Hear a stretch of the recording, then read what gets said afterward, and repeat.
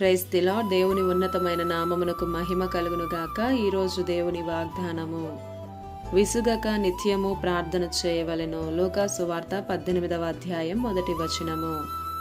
ఈ ఉదయకాల సమయంలో పరిశుద్ధుడైనటువంటి యేసయ్యే మనతో మాట్లాడుతున్నాడు. రాత్రంతా చక్కటి నిద్ర చేసి వేకువనే లేచారా? దేవుణ్ణి ప్రార్థించారా? స్తుతించారా? ఈ నూతన ఉదయాన్ని చూసే కృపనిచ్చారు అని వందనాలు చెప్పారా? యెహోవాను స్తుతించుట మంచిది అని వాక్యం సెలవిస్తుంది.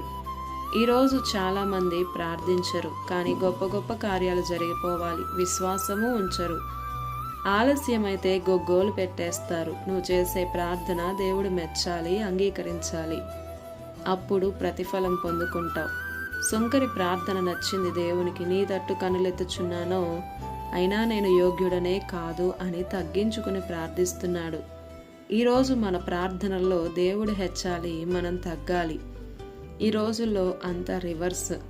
నేను గొప్ప, నా ప్రార్థన గొప్ప. ఇది కాదు దేవునికి కావలసింది. విరిగి నలిగిన హృదయమును అలక్ష్యం చేయడు.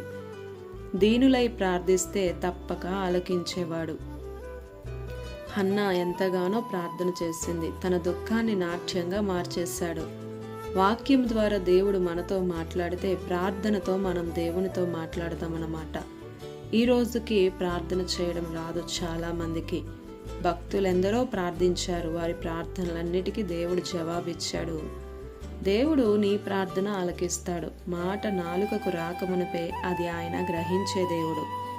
మన దేవుడు మహోన్నతుడు. ఆయన నిన్ను లక్ష్య పెట్టే దేవుడు. ఆమేన్. ఈ దిన వాగ్దానం మనందరి జీవితాల్లో నెరవేరాలని కోరుతూ దేవుని సువార్త పరిచర్యలో మీ సహోదరి Prasanna. God bless you. Amen.